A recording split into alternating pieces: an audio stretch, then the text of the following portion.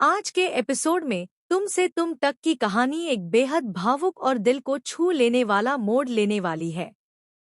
लंबे समय से यश और आर्या के बीच जो गलतफहमियां, नाराजगियां और दूरियां चली आ रही थी, अब उनका अंत होता नजर आएगा।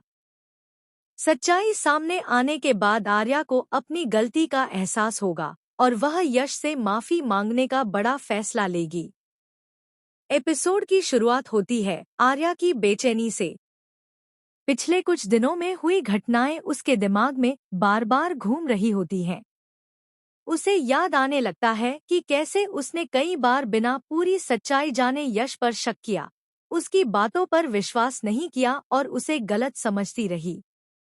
दूसरी तरफ यश अपने परिवार को बचाने और रिश्तों को जोड़कर रखने की कोशिश में लगा होता है।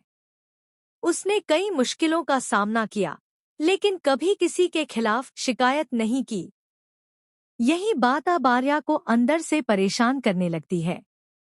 इसी बीच अनु आर्या को कुछ ऐसे सबूत और सच्चाइयों के बारे में बताती है, जिनसे यह साफ हो जाता है कि यश हमेशा परिवार की भलाई के लिए लड़ता रहा है।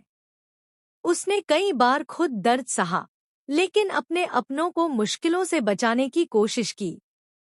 यह सच जानकर आर्या की आंखें भर आती हैं। उसे एहसास होता है कि उसने यश के साथ बहुत गलत किया।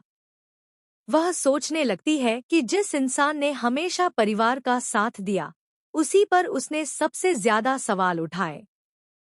उधर यश को इस बात का अंदाजा भी नहीं होता कि आर्या के मन में क्या चल रहा है।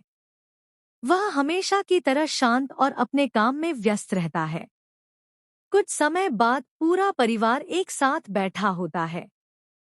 तभी आर्या धीरे धीरे यश की तरफ बढ़ती है।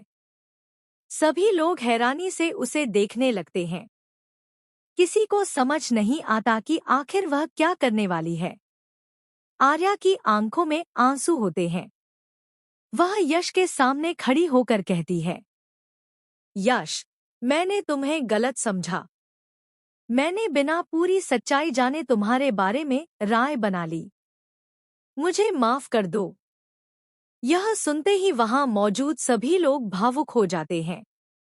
कुछ पल के लिए माहौल पूरी तरह शांत हो जाता है।